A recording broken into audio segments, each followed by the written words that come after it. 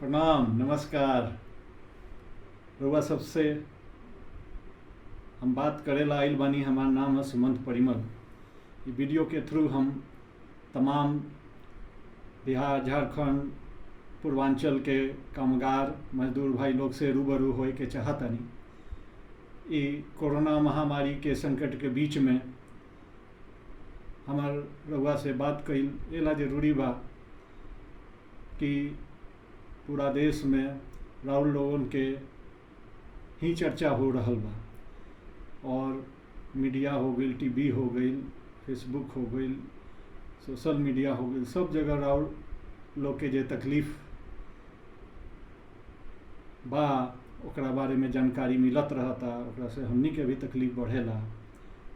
ये वीडियो के माध्यम से हम यह चाहतानी कि रउआ लोग के साथ दो मुद्दा पर हम बात करी और रउआ लोग की तकलीफ के समय में हम कुछ मदद अपना जानकारी बांट करके कर पाई।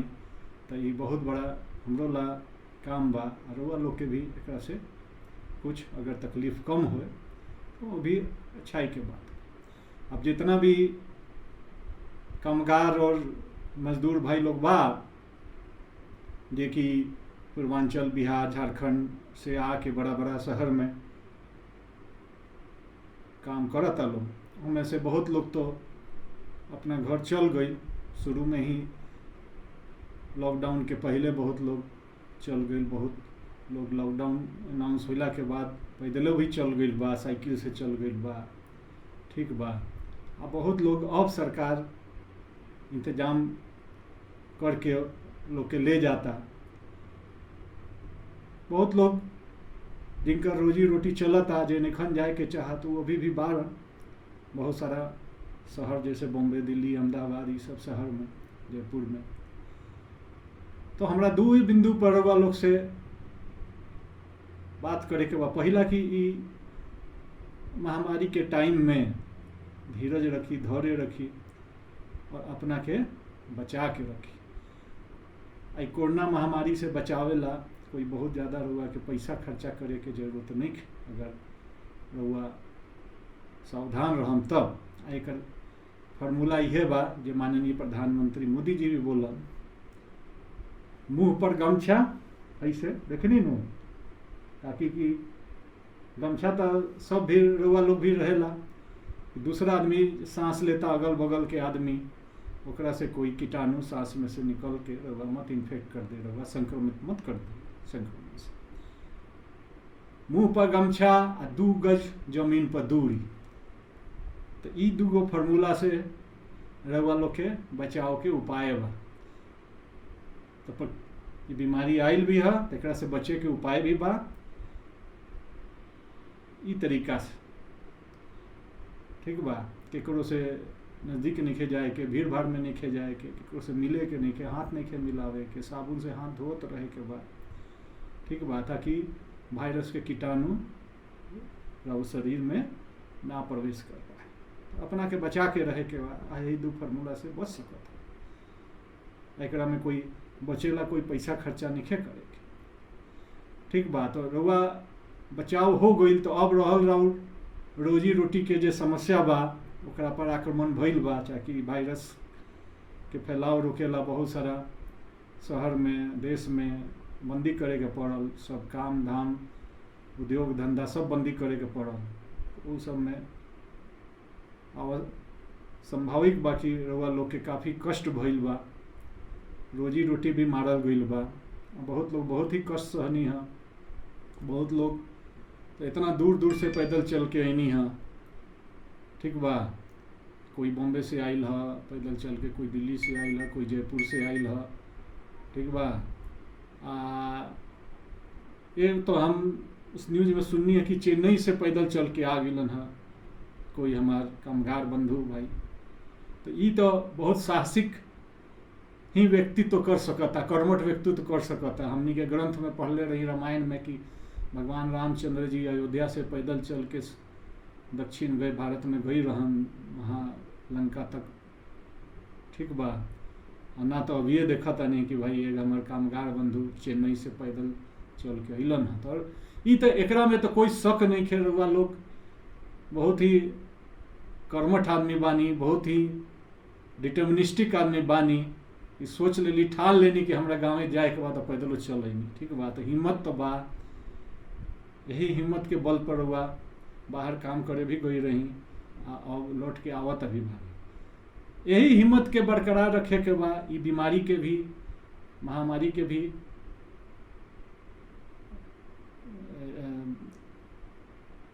दौरान भी, कहे कि महामारी खाली रहुआ स्वास्थ्य के ही अटैक नहीं करत, ये राउर सोचे समझे और जो राउर कर्मठता बा ओकरो के ये अटैक करत। चाहता कि रहुआ उदास हो जाई, रहुआ निराश हो जाई, ठीक बा, लेकिन ये रोजी रोटी गइल बा, ये कोई परमानेंट नहीं खे गई। ये राउर कर्मठता बा, अगर एकरा रहुआ बरकरार रखत नहीं तो एकरा से रोजी रोटी और बढ़िया रोजी रोटी आई। तो रहुआ सबसे यही अपील बा कि जहाँ भी बानी, अगर गांव लौट के आ गई बानी, अपन शहर लौट के आ गई बानी, अपन कस्बा लौट के आ गई बानी, तो अब ओइजे के अर्थव्यवस्था के मजबूत करे के सोची, ओइजे काम धंधा के सोची, ओइजा कैसे कुटीर उद्योग लगावे के बा ओकरा पर सोची। ठीक बा न? तो छोटा छोटा गांव में कृषि आधारित काम कइल जा सकता, वहाँ किसान भाई लोग बा, वो लोग के मजबूत करी, वो लोग के मदद करी। और वह लोग मान ली एगो गांव में 20 गो 30 गो कामगार गइल बनल लौट के बाहर से, दिल्ली से, बॉम्बे से, सूरत से, अहमदाबाद से, जहाँ से भी आइल बानी, तो 20 गो 30 गो में तो जरूर कोई ना कोई एगो दूगो वहन जा जिनकरा के उद्यमिता और उद्यम चलावे वाला क्षमता बुद्धि होई। ठीक बात, वो में से पूरा गांव में कोई एगो दूगो आदमी भी उद्यमी अगर निकल गई, छोटा लेवल पर भी कोई काम शुरू कैलस, जे उ जानकारी हासिल करके आयल बड़न, जे बड़ा बड़ा शहर में गई रहन, ठीक बा नु, तो उ अपना बाकी जे गांव में बा उ लोग के जोड़ के, साथ में जोड़ के एक छोटा लेवल में उद्योग चला सकता।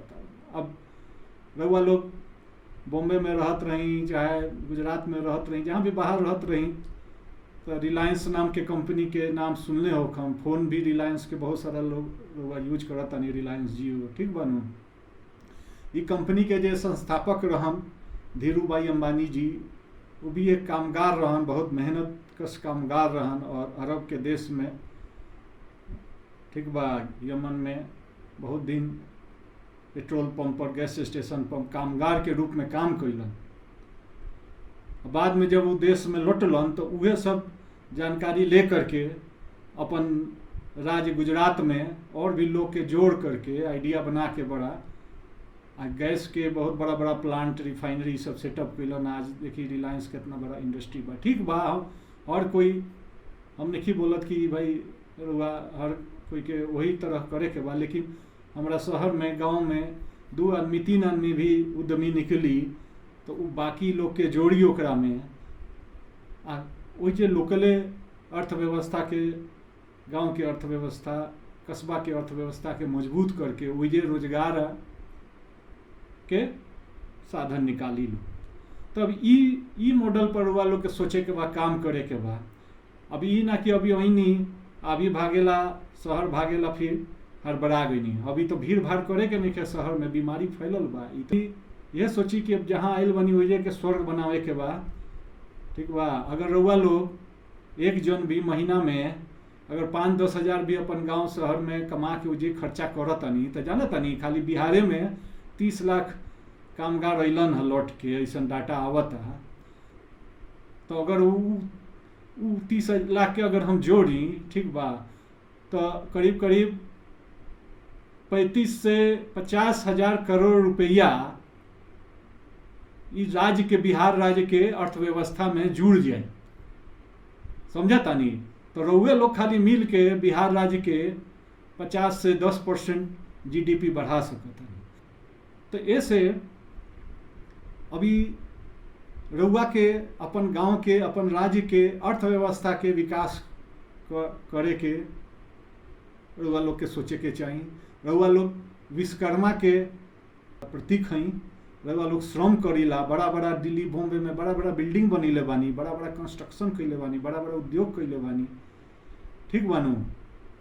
तो यही सब जो सीख के आयल बानी, अब वह सब हुनर से, वह सब स्किल से अपना गांव और अपना कस्बा, अपना ब्लॉक, अपना जिला के विकास करे के बा।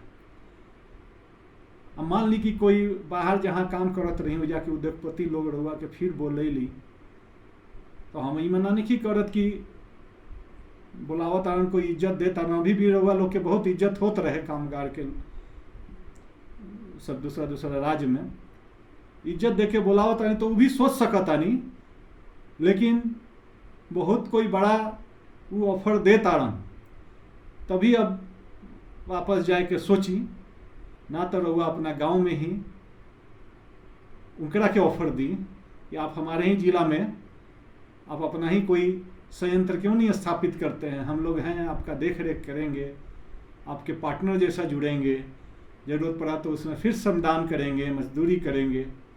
तो अभी आप जो उद्योग जिनके लिए आप काम करने जा रहे थे बाहर, अब आप उन्हीं को निवेदन कीजिए, अगर वो आपको बुलाते हैं, कि वो कुछ अपना यूनिट यहीं लगाएं, जैसे कि आप लोकल ही इंगेज हो पाए, ठीक बा।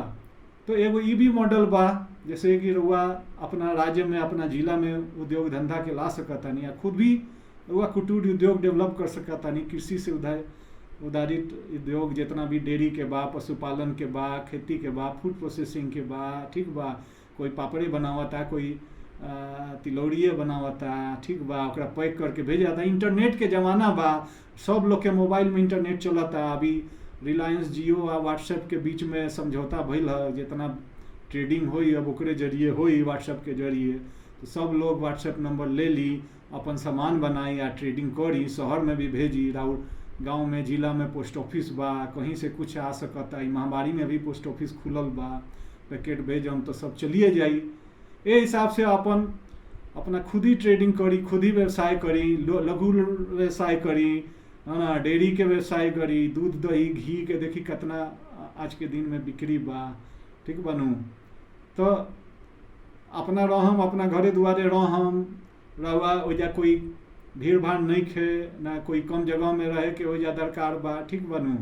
तो स्वस्थ रहम, तंदुरुस्त रहम, शुद्ध हवा पानी मिली, शुद्ध दूध पानी खाइम, है ना, अनाज खाइम, ठीक बा ना। तो जिंदगी रही बढ़िया से रही, फिर दिल्ली बॉम्बे आत जात रहम। अभी तो बीमारी महामारी में, अभी तो भीड़ में जाके और महामारी के चपेट में अला के तो अभी तो सोच ना सकता नहीं। ऐसे हमरा ई कहे के बा कि अभी जहाँ आयल बानी ओइजे अभी समृद्धि लाई, जे रउआ लोग हुनर सीख के आयल बानी, जे कर्मठता बा ओकर ओइजे यूज करी, ठीक बा। रोजी भी बसाई, रोटी भी बसाई, अपना घर द्वार के संपन्न भी करी। यह मैसेज के साथ हमारा बोले के बा कि रउआ लोग एकदम तंदुरुस्त रही, दुरुस्त रही, तनी भी हरास निराश होए के नहीं खे। पूरा देश, पूरा प्रांत रउआ लोग के साथ बा, सब लोग रउए लोग के चिंता करता, ठीक बा। ठीक हो जाई, है ना। ई नया मौका बा और नया पहचान बनावे के, समझली ना। मजदूर आ कामगार वाला पहचान तो बहुत दिन से बन गई, लेकिन अब एक उद्यमी वाला भी पहचान बनाई, ठीक बा। रउए लोग के बना सकतनी, अपना अपना अपन राज्य के भी पहचान चेंज कर सकतनी, राज्य के आर्थिक दिशा और दशा भी चेंज रउए लोग कर सकतनी। रउआ लोग में हुनर बा, रउआ लोग कर्मठ बानी, दूसरा राज्य में जा के बहुत बड़ा इंडस्ट्री बनैली हाँ, दूसरा राज्य के अर्थव्यवस्था मजबूत कैनी हाँ। तो अब की कहे ना, अब की अपने राज्य, अपने जिला के अर्थव्यवस्था, अपने गांव के अर्थव्यवस्था मजबूत कर जाए। इस संकल्प के साथ रउआ लोग लगल रही, रउआ लोग सुरक्षित रही, एकदम बुलंद रही। हमनी फिर बातचीत करम, हमनी के समय मिली तो हमनी मुलाकात भी करम।